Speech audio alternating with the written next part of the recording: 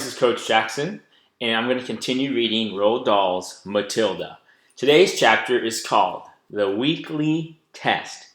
When we left off, Lavender was getting the pitcher of water for the Trunchbull, who was coming in to teach her weekly test to the class. Little did anybody know, but Lavender has hidden something extra special in the water pitcher. Let's find out what it is and what happens. The continuation of Matilda. The chapter is The Weekly Test. At 2 o'clock sharp, the class assembled, including Miss Honey, who noted that the jug of water and the glass were in the proper place. Then she took up a position standing right at the back. Everyone waited. Suddenly, in marched the gigantic figure of the headmistress in her belted smock and green breeches. "Good morning, children," she barked. "Good morning, Miss Trunchbull," they chirruped. The headmistress stood before the class, legs apart, hands on hips, glaring at the small boys and girls who sat nervously at their desks in front of her. "Not a very pretty sight," she said. Her expression was one of utter distaste, as though she were looking at something a dog had done in the middle of the floor. "What a bunch of nauseating little warts you are!" Everyone had the sense to stay silent. "It makes me vomit," she went on, "to think that I am going to have to put up with a load of garbage like you in my school for the next 6 years. I can see that I'm going to have to expel as many as you as possible, as soon as possible, to save myself from going round the bend." She paused, snorted several times. It was a curious noise. You can hear the same sort of thing if walking through a riding stable when the horses are being fed. "I suppose," she went on, "your mothers and fathers tell you you're wonderful. Well, I'm here to tell you the opposite, and you'd better believe me. Stand up, everybody." They all quickly got to their feet. "Now put your hands out in front of you.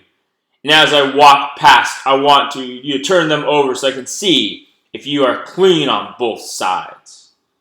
The Trunchbull began a slow march along the rows of desks, inspecting the hands.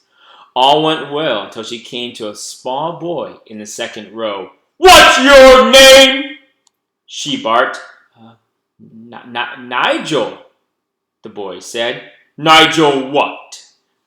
Nigel Hicks," the boy said. "Nigel Hicks what?" the Trunchbull bellowed. She bellowed so loud she nearly blew the little chap out of the window. That's it," Nigel said, "unless you want my middle name as well."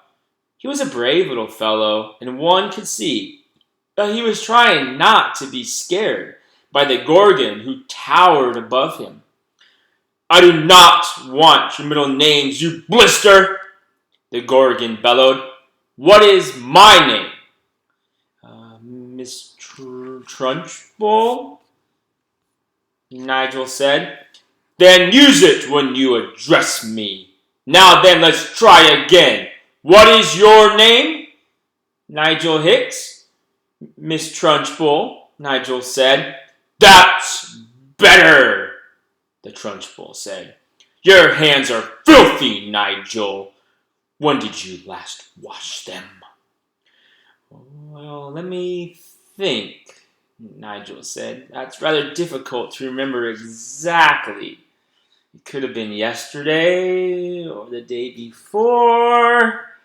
The Trunchbull's whole body and face seemed to swell up, though she was being inflated by a basketball pump. "I knew it!" she bellowed. "I knew as soon as I saw you." And here's a picture of the Trunchbull with the little boy Nigel.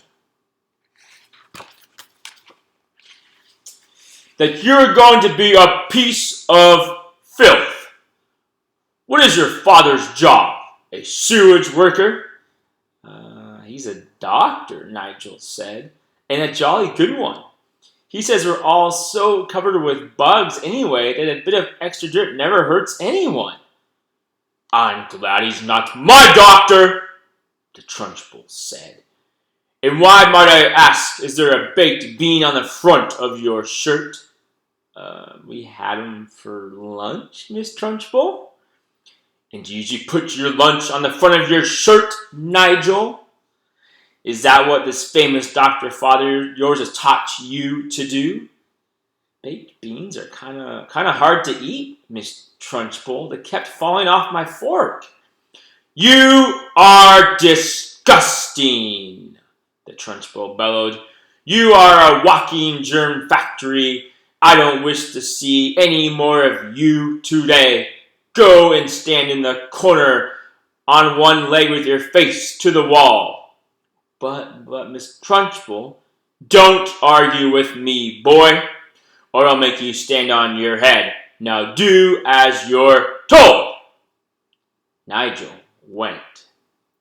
Now stay where you are, boy, while I test you on your spelling to see if you've learnt anything at all this past week. And don't turn around when I'm talking to you. Keep your little nasty face to the wall. Now then, spell the word right. Which one? Nigel asked. The thing you do with a pen, or the one that means the opposite of wrong? He happened to be an unusually bright child, and his mother had worked hard with him at home on spelling and reading. The one with a pen, you fool, the Trunchbull said, towering over Nigel.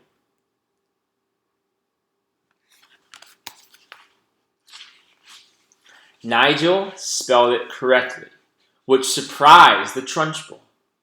She thought she had given him a very tricky word, one that he wouldn't yet have learnt, and she was peeved that he had succeeded.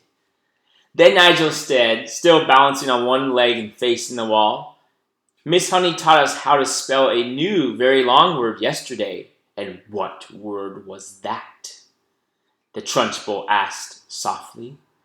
The softer her voice became, the greater danger. But Nigel wasn't to know this. Difficulty, Nigel said. Everyone in the class can spell difficulty now. What nonsense! The Trunchbull said. You are not supposed to learn long words like that until you are at least 8 or 9. And don't try to tell me everybody in class can spell that word. You are lying to me, Nigel. Test someone, Nigel said, taking an awful chance. Test anyone you like. The Trunchbull's dangerous, glittering eyes roved around the classroom. You, she said, pointing at a tiny, rather daft little girl called Prudence, spell difficulty. Amazingly, Prudence spelled it correctly, and without a moment's hesitation. The Trunchbull was properly taken aback. She snorted. And I suppose Miss Honey wasted the whole of one lesson teaching you to spell one single word? Oh no, she didn't, piped Nigel. Miss Honey taught it to us in 3 minutes, so we'll never forget it. She teaches us lots of words in 3 minutes. And what exactly is this magic method, Miss Honey? Asked the headmistress. I'll show you, piped up the brave Nigel again, coming to Miss Honey's rescue. Can I put my other foot down and turn around, please, while I show you? You may do neither, snapped the Trunchbull. Stay as you are and show me just the same. All right, said Nigel, wobbling crazily on his one leg. Miss Honey gives us a little song about each word, and we all sing it together, and we learn to spell it in no time. Would you like to hear the song about difficulty? I should be fascinated, the Trunchbull said in a voice dripping with sarcasm. Here it is, Nigel said. Miss D, Miss I, Miss S, F, F, I, Miss C, Miss U, Miss LTY. Let's try it one more time. Miss D, Miss I, Miss FFI, Miss C, Miss U, Miss LTY. That spells difficulty. How perfectly ridiculous, snored the Trunchbull. Why are all these women married in any way? You're not meant to teach poetry when you're teaching spelling. Cut it out in the future, Miss Honey. But it does teach them some of the harder words wonderfully well, Miss Honey murmured. Don't argue with me, Miss Honey, the headmistress thundered. Just do as you're told! I shall now test the rest of the class on the multiplication tables to see if Miss Honey has taught you anything at all in that direction.